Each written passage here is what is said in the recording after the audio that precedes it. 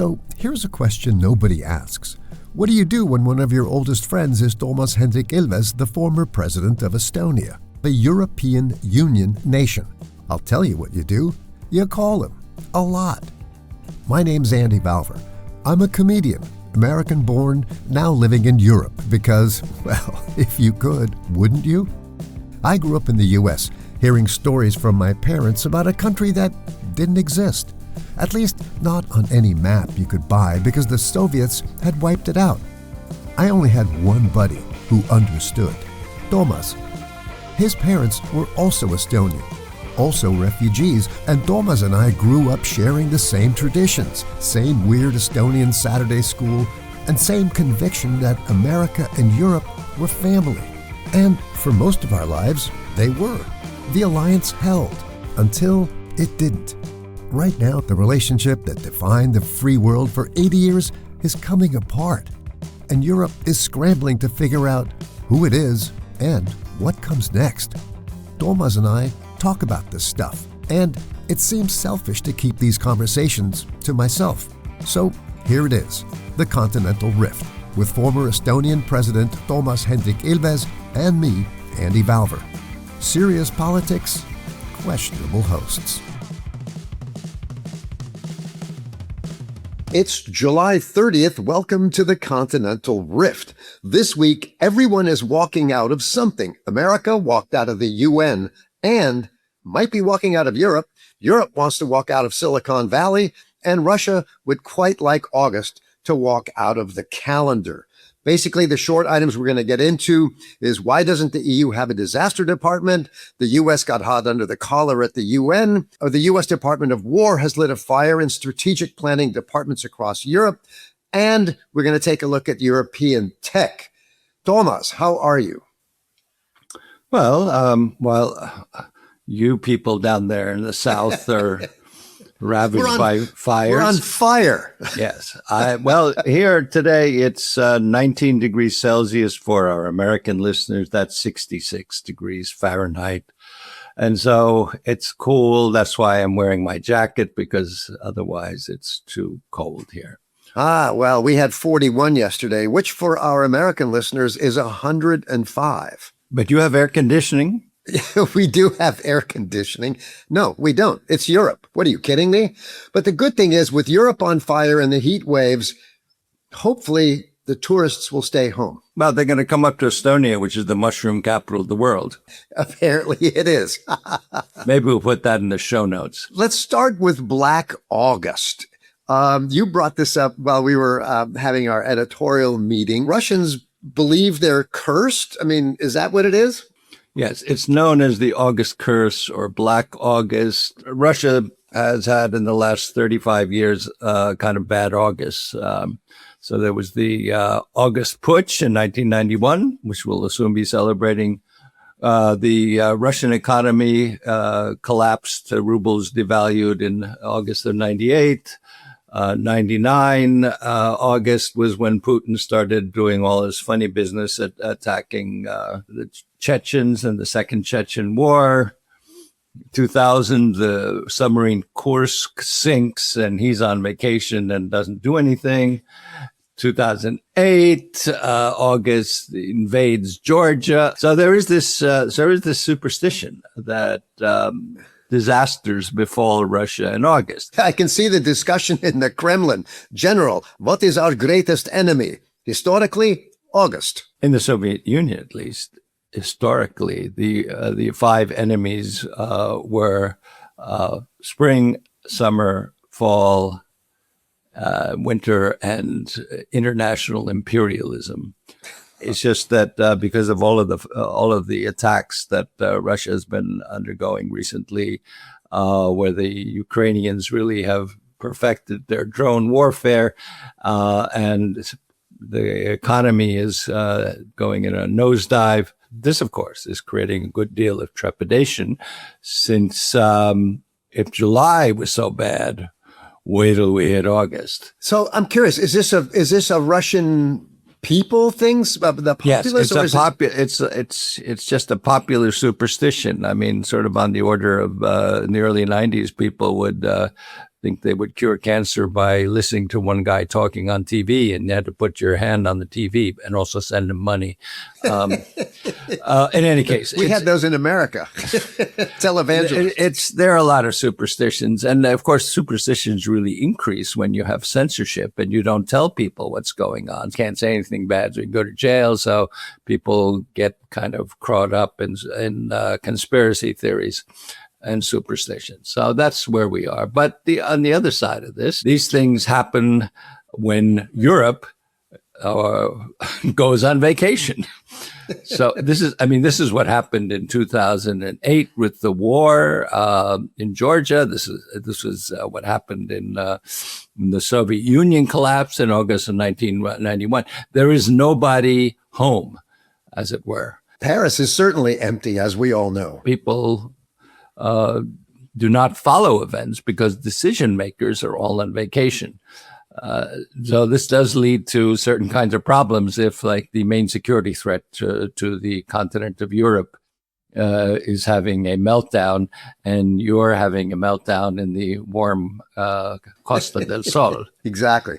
All right, well, let's move on. And speaking of fires, Europe has discovered climate change and bureaucracy at exactly the same time. Well, actually, Europe is about the only continent that has actually been taking climate change seriously, other than maybe the Chinese, who also do this and have been working much more, of course, than Europe on going over to electrical vehicles. But the problem is, at the moment, we have fires across southern Europe. Fires, warm weather, hot weather, doesn't follow national borders. It's basically a Schengen zone.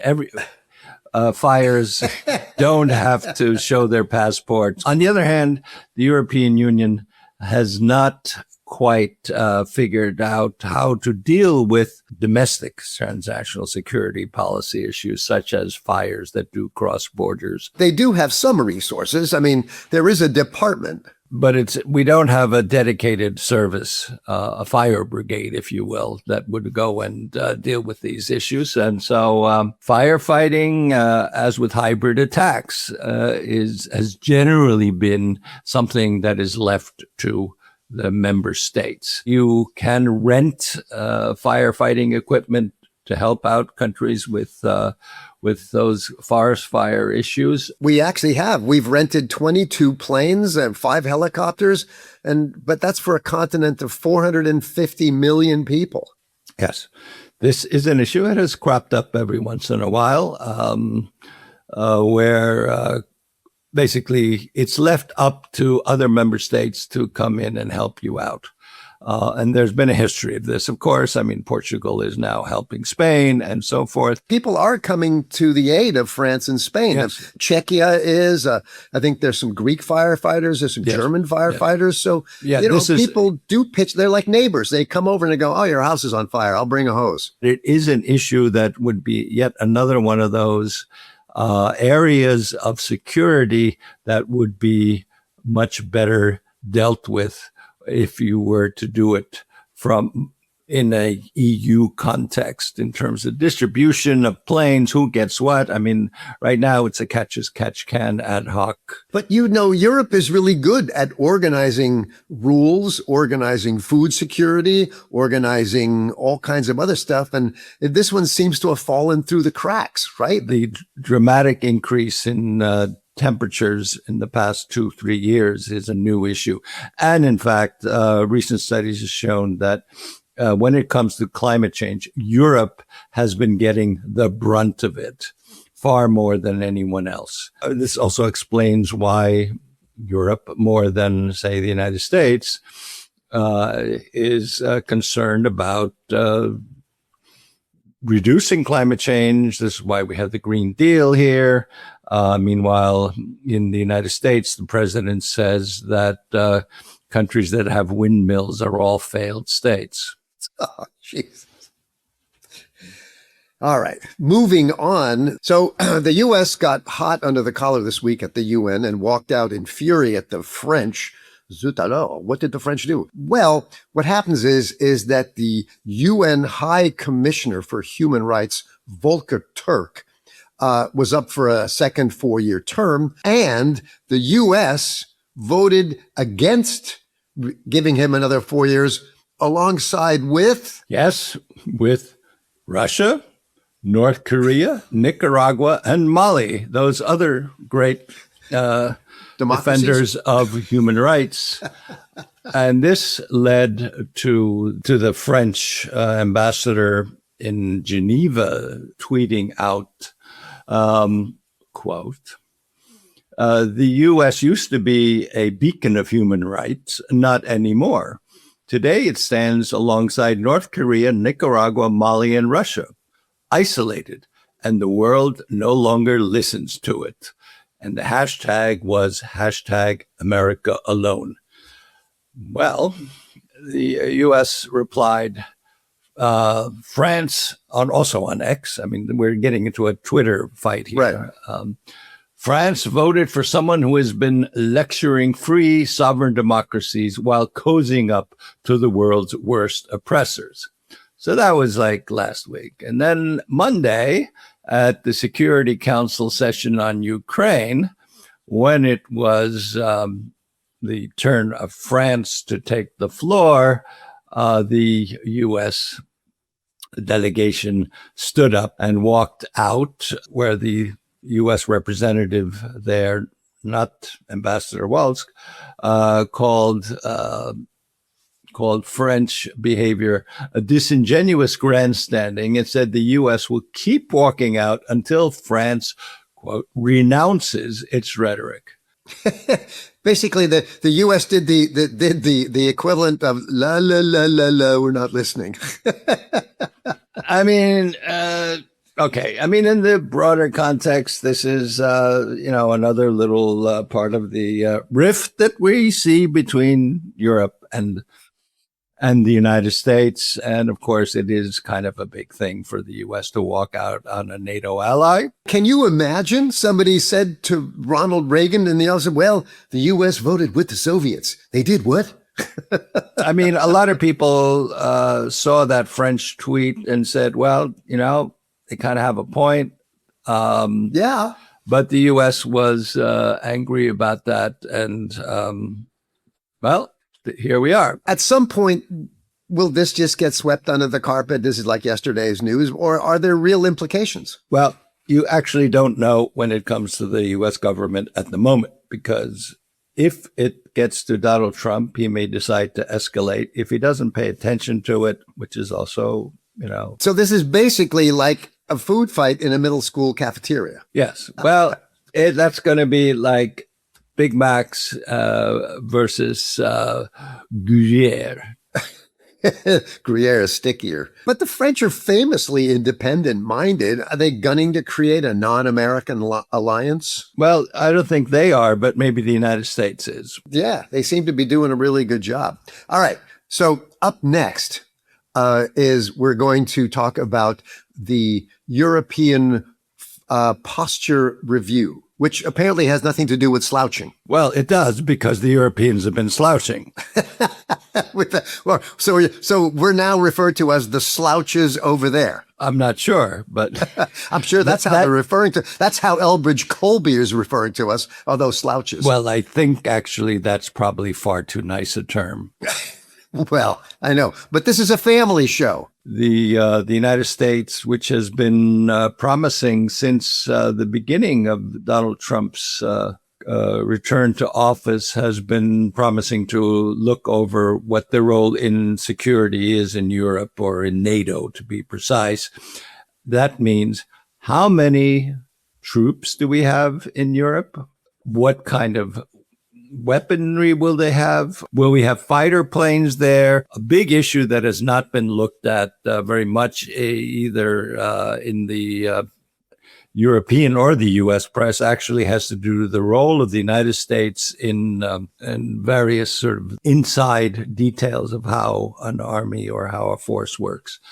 And so this has finally been begun, and it was, quote, a real review designed to ensure that NATO is moving fast and irreversibly toward Europe taking primary responsibility for its conventional defense. Interesting and noteworthy, there's conventional defense, which means that at least the U.S. is in that sense by Elbridge Colby, the Undersecretary for Political Affairs at the Department of Defense/War, means that actually the nuclear umbrella, according to that, would remain. So we're going to see a 6-month-long study based on the 2025 National Security Strategy and the 2026 National Defense Strategy, which both foresee a decrease in a U.S. role in Europe. Of course, the national security strategy that came out also talked about basically regime change in Europe, but that's a different matter. In any case, this is all part of this thing called, by Elbridge Colby, NATO 3.0. This is the new NATO. So the 1.0 was the Cold War NATO, where you had like 400,000 U.S. troops up against the East German border. And then you had NATO 2.0. These are all terms invented now, but basically it covers the period from the collapse of the wall to basically today, or the last 2 years, with the rise of an aggressive Russia. NATO 3.0 is this time it's personal. Yes. Well, 2.0 was the peace dividend, which is the cause of all of the problems we have now. Yeah, but here, this is where, the U.S. keeps bashing us here, saying, okay, you're not spending enough. It was, however, George Herbert Walker Bush famously said, the Cold War is over. Now we have the peace dividend. We don't have to spend money on defense, which unfortunately Europeans all took very seriously and said, yes, sir, now we're going to stop spending money on defense and we'll put it into vacations. Well, it didn't work out too well because people like us here on the sort of over here in the East and the North, we were saying, no. We don't want to decrease defense spending because we know these people. No, trust us. We know. The fact that you are not communist, you don't have a communist model of the economy, does that mean you automatically become a rule of law based democracy? So here we are with 3.0, where Europe has to spend a lot more money, which we are doing. However, this leads to the next point of contention, which is what the United States didn't think about, kind of like bombing Iran and thinking of the Hormuz Strait. Might be closed. They said, like, well, if the Europeans have all this money, why would they necessarily buy their military stuff from us?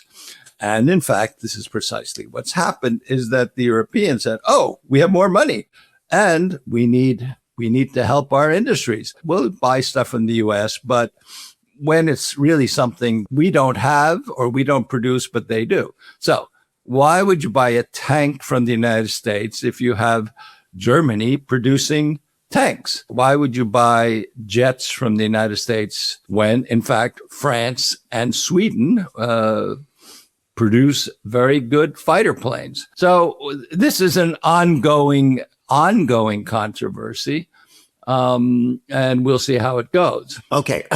Up next on our show, apparently there is talk that they're thinking of putting in a revolving door at 10 Downing Street in the UK because they have yet another new prime minister, Andy Burnham, who I don't know much about. Well, we really don't either. He ran Manchester for a while. I do know that. Apparently did a good job, got some good reviews. But I find it really fascinating that suddenly, out of nowhere, this guy gets a seat in Parliament. And the next thing you know, everybody's looking over going, you want the job? Because I sure don't. Well, this is a parliamentary democracy. This is the way these things work in parliamentary democracies. In order to be a prime minister, you have to be a member of the parliament. So the Labour Party, which is in power in the UK, had gotten tired of the prime minister. And so if you're a member of parliament, as Burnham was, and he was voted as the new prime minister. And apparently his first meeting he took was with Zelensky. Yes. This is clearly a signal sending opportunity, because the first question that other people outside the UK ask is not about housing or any of the other issues that the UK is facing, but rather what is going to be his foreign policy posture, as it were. Yeah, I mean, given the fact that they've got problems in the UK, I mean, they got NHS problems and they've got infrastructure problems, etc. It's interesting that as a Labour guy, he would actually focus on foreign policy first. And so the issue really is that the first person I'm going to meet on my foreign policy issue here is Volodymyr Zelensky, to show that there is continuity from the Starmer government and that Labour has not changed its views of supporting Ukraine. Another signal was that the second foreign policy meeting that he had was with Ursula von der Leyen, showing that the UK also harbors warm feelings towards the European Union. I mean, yeah. He did not meet as his first foreign visitor the United States, which is often what has happened in the past, but now we see that that's not the case. All right. Well, let's leave this because this is going to evolve over the next several months, and we can talk about this as we get going. Time will tell. All right. Our main topic story is Europe's technology. Basically, the way it looks, I mean, Europe doesn't want to be held hostage. I mean, you know, they want digital independence, and they're using an American laptop running an American operating system to complain about American software.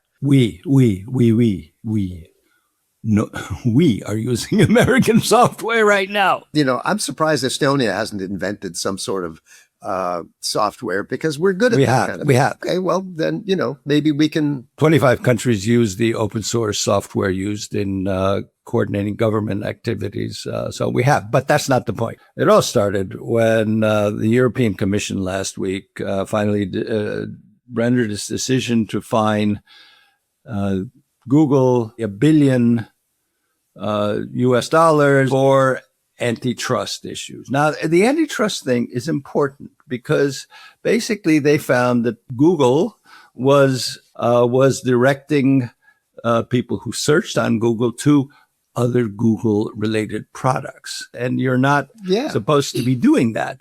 And this violates EU law, which is passed democratically by the European Parliament. Now, what happened to this in response was that President Trump immediately threatened to use tariffs against Europe for this decision. Well, there are a couple of issues related to this. First of all, the whole idea of using tariffs as a weapon against someone for political reasons. Tariffs are supposed to be and have been at the insistence of the United States for the past 80 years, a mechanism for balancing trade so that you don't get any certain advantages.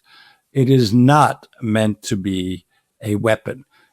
An economic weapon is a sanction, which is a whole different kind of hybrid warfare. When you start raising tariffs or using tariffs as a means of political warfare, they're no longer tariffs. You're actually getting into the area of sanctions. And this probably does run into serious issues with U.S. law. This is not a great development. Which brings us back to your point that if you use U.S. technology, then the U.S. could hold you hostage, right? I mean, is that the lesson we're getting from Trump? Yes, but it's more than that. First of all, yes, if you're going to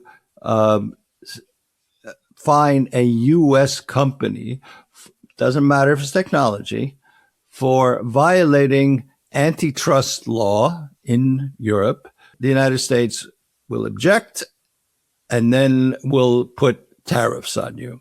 That's the first problem.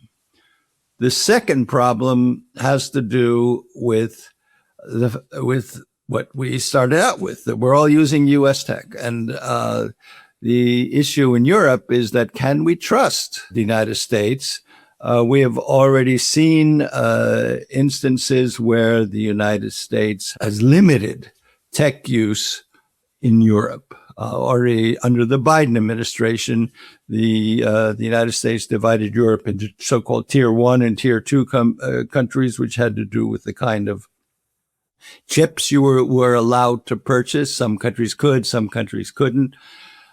Secondly, we now had a new form of AI from Anthropic called Fable, which the U.S. forbade to export. Now, what this does in Europe is that it makes countries very nervous, because the U.S. is going to basically keep us behind. The problem right now is that we simply are behind, way behind the United States in technology. Why that is, we already talked a little bit about that last week in the Draghi report, because we don't have the kind of tech companies in Europe that the United States has. So no EU company that is market capitalization of over 100 billion has been created from scratch in the last 50 years. 50 years, no new companies. Okay, the old ones, they're there, but the future is tech. All 6 U.S. companies worth over 1 trillion were founded in that same 50-year period. So the tech companies are way more advanced. And of course, 30% of European unicorns or billion-dollar companies have moved out of the Europe, and basically they moved to the United States. So basically, computers and software are easy to replace, but cloud storage, chips, frontier AI stuff, that's hard to replace. Especially when we get to AI, because that presumes, and this goes back to the Draghi report, AI presumes big data centers. We don't have those. Where would we put them? No, well, we have plenty of space in Europe. Look at Estonia. I mean, I don't want to see a large data center in Estonia. Well, okay, I'll get there. First of all, we're falling behind AI because we don't have our own AI here. We don't have the data centers that are required to run AI. And on top of that, we don't have the electricity to power it, and we have the most expensive electricity in the world. So we're in trouble in that sense. Now, the president of the council, Antonio Costa, it will hold a first ever council meeting dedicated to AI. I should say, in terms of full disclosure, I was one of the signatories of the letter to Costa asking him to convene this, but okay, we'll leave that aside. And we see this increasing awareness on the part of Europe that we are technologically behind and we have to do something, and this is going to cost us money, and that's going to it's going to be a fight for the next several years. I don't understand the logic, though. I mean, you were the president of a nation, and you would think that this topic, gaining independence, becoming more au courant in terms of technology, would be at the top of everyone's list in Europe. I don't get it. No. I mean, that was Estonia's way out of the mess it was in, which is to become completely digitized. But that's us. And there's no problem in countries that that have gone that route. So Denmark, Finland, Estonia, yeah, digitization is a no-brainer. AI is a no-brainer. But the rest of Europe hasn't really caught on. Germany is the leading industrial power of the EU. It is, however, ranked as the least digitally advanced country in the EU. If you want to communicate with German businesses, you send them a fax. And you'd think the Germans, of all people who are big on efficiency, would be leading the charge. They're big on efficiency in some areas, and other areas they're not. Is there a fear, among the leaders? What are they afraid of? Well, let's be honest. Most of the leadership in European countries, at least south of Estonia, which is most of Europe, are not digitally native. Look, Right.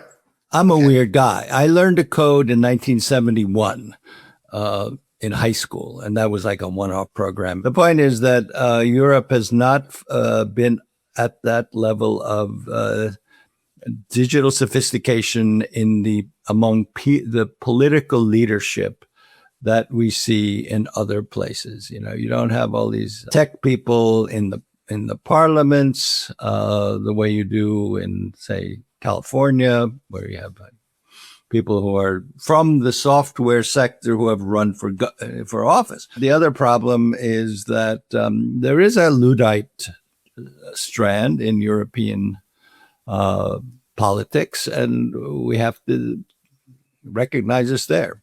I guess the counter argument is that Europe doesn't want to lead. It just needs enough tech to make sure that no phone call from one capital to another can switch the continent off. The first country to learn that the hard way was us. Well, I'll tell you where the issue is that there are in this massively exploding area known as artificial intelligence. There are two countries that are at the forefront, way at the forefront. That is the United States, and there's China. And the fear, and the perhaps not big enough fear, is that if we don't manage to be at the forefront of AI ourselves, we'll can be easily victims of one or the other, because AI just makes you smarter. This has happened before in mankind's history. There used to be two kinds of humans. There were Neanderthals and there were Cro-Magnons. Cro-Magnons now are basically everybody, and the Neanderthals went extinct. We do not want to be the Neanderthals of the 21st century. And so we want to be just as smart as the other two. Right.